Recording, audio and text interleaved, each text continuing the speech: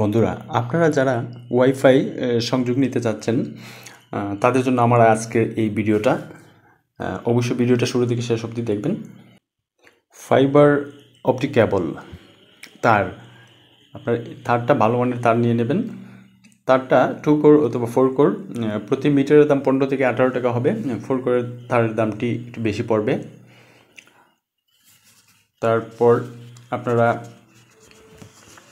যে জিনিসটা সেটা হচ্ছে আপনার রাউটার। ভালো একটা রাউটার আপনাদের নিতে হবে। 1000 থেকে 1500 অথবা 2000 টাকা পর্যন্ত, 2500 টাকা পর্যন্ত পাওয়া যায়। আপনাদের চাহিদা মতো, পছন্দ মতো রাউটারটা নিয়ে নেবেন। রাউটারটা ভালো একটা রাউটার নেবেন। রাউটার নেওয়ার পর আপনি অনুটা একটা ইম্পর্ট্যান্ট। 700 অথবা 800 টাকা থেকে শুরু। আপনারা 1000 থেকে 1500-র ভিতরে একটা অনু নিয়ে নেবেন। তারপর লাগবে একটি প্যাসকোড। প্যাসকোডটি আপনার 90 থেকে 110 টাকা। তারপর আপনার ডিজিবক্স 60 থেকে 80 টাকা হতে পারে ডিজিবক্সটি। ল্যান্ড কেবল অবশ্য রাউটারের সাথেই থাকে। আর একটি স্প্লেটর, যেটি 150 থেকে 200 টাকা দাম পড়বে। প্রথমে আপনার কাছাকাছি আইএসপি ইন্টারনেট সার্ভিস প্রোভাইডার, ওনাদের সাথে একটু যোগাযোগ করবেন। ওনারা যদি পুরো প্যাকেজটা ওনারা দেয়, ওনাদের সাথে কন্ট্যাক্ট করে নেবেন, অথবা আপনি নিজেও সেইগুলা ক্রয় করতে পারবেন।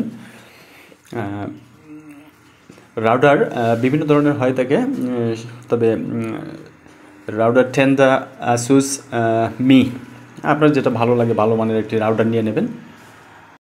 এখন আসুন আপনারা কোন প্যাকেজটি নেবেন সেটা আপনাদের পছন্দের উপর নির্ভর করে। সাধারণত 2 Mbps এটা 500 থেকে 600 টাকা হতে পারে। 3 Mbps যেটা 700 থেকে 800 টাকা হতে পারে। সেটা আপনাদের পছন্দ অনুযায়ী আপনারা নেবেন।